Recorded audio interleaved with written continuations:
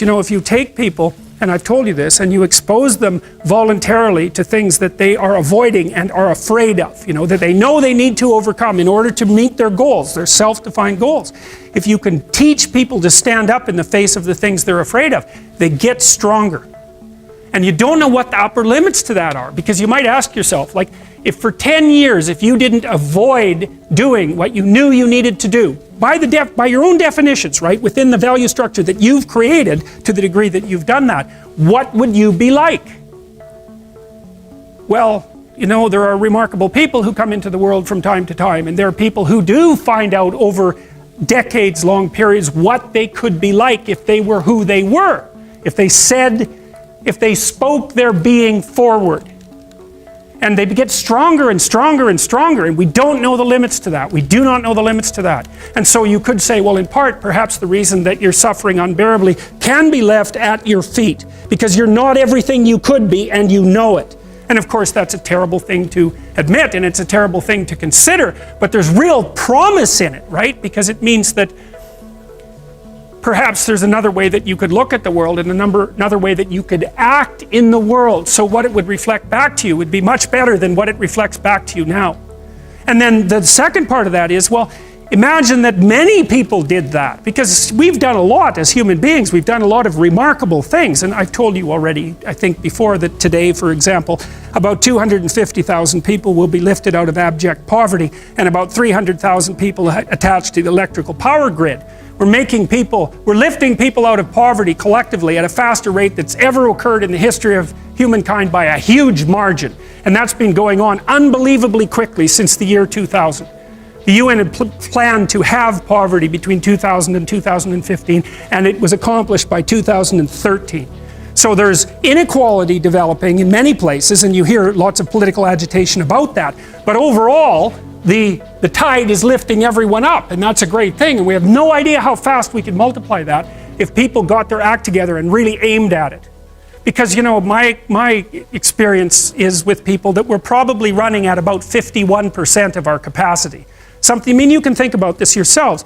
I often ask undergraduates how many hours a day you waste, or how many hours a week you waste, and the classic answer is something like 4 to 6 hours a day.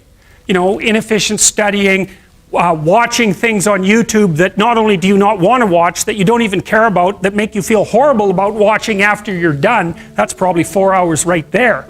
You know, you think, well, that's 25 hours a week, it's 100 hours a month, that's 2.5 full work weeks, it's half a year of work weeks per year.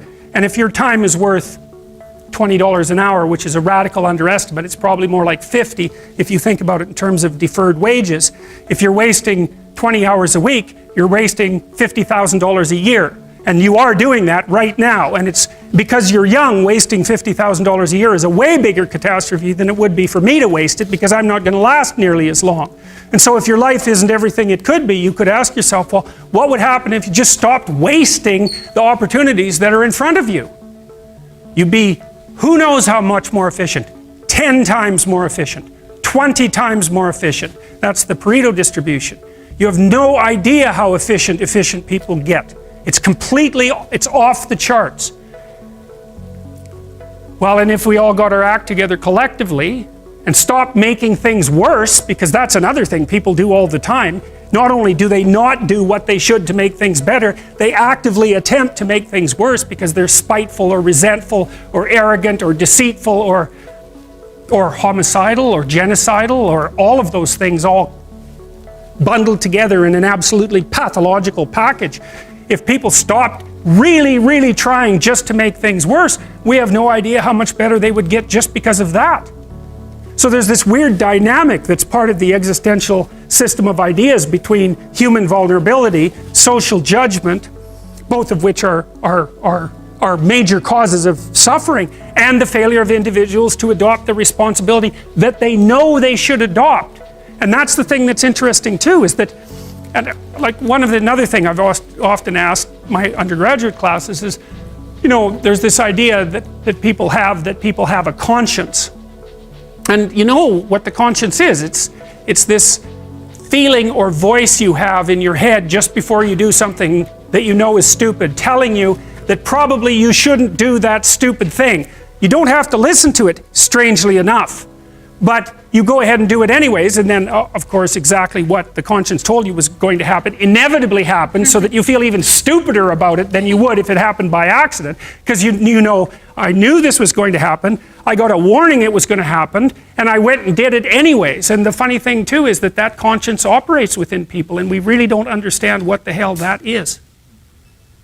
So you might say, well, what would happen if you abided by your conscience for 5 years or for 10 years? What sort of position might you be in? What sort of family might you have? What sort of relationship might you be able to forge? And you can be bloody sure that a relationship that's forged on the basis of who you actually are is going to be a lot stronger and more welcome than one that's forged on the basis of who you aren't. Now, of course, that means that the person you're with has to deal with the full force of you in all your ability and your catastrophe, and that's a very, very difficult thing to negotiate. But if you do negotiate it, well, at least you have something, you have somewhere solid to stand, and you have somewhere to live, you have a real life. It isn't merely that your fate depends on whether or not you get your act together and to what degree you decide that you're going to live out your own genuine being. It isn't only your fate, it's the fate of everyone that you're networked with. And so, you know, you think, well, there's 9 billion, 7 billion people in the world. We're going to peak at about 9 billion, by the way, and then it'll decline rapidly. But 7 billion people in the world, and who are you? You're just one little dust mote among that 7 billion. And so it really doesn't matter what you do or don't do, but that's simply not the case. It's the wrong model, because you're at the center of a network. You're a node in a network. Of course, that's even more true now that we have social media. You'll know 1,000 people, at least, over the course of your life. And they'll know 1,000 people each, and that puts you one person away from 1,000,000, and 2 persons away from 1,000,000,000. And so that's how you're connected. And the things you do, they're like dropping a stone in a pond. The ripples move outward, and they affect things in ways that you can't fully comprehend. And it means that the things that you do and that you don't do are far more important than you think. And so if you act that way, of course, the terror of realizing that is that it actually starts to matter what you do. And you might say, well, that's better than living a meaningless existence. It's better for it to matter. But I mean, if you really asked yourself, would you be so sure if you had the choice? I can live with no responsibility whatsoever. The price I pay is that nothing matters. Or I can reverse it and everything matters. But I have to take the responsibility that's associated with that. It's not so obvious to me that people would take the meaningful path. You know, when you say, well, nihilists suffer dreadfully because there's no meaning in their life, and they still suffer. Yeah, but the advantage is they have no responsibility. So that's the payoff, and I actually think that's the motivation. Say, well, I can't help being nihilistic. All my belief systems have collapsed. It's like, yeah, maybe. Maybe you've just allowed them to collapse because it's a hell of a lot easier than acting them out. And the price you pay is some meaningless suffering, but you can always whine about that and people will feel sorry for you, and you have the option of taking the pathway of the martyr, so that's a pretty good deal, all things considered, especially when the alternative is to bear your burden properly and to live forthrightly in the world. Well, what Solzhenitsyn figured out, and so many people in the 20th century, it's not just him, even though he's the best example, is that if you live a pathological life, you pathologize your society. And if enough people do that, then it's hell.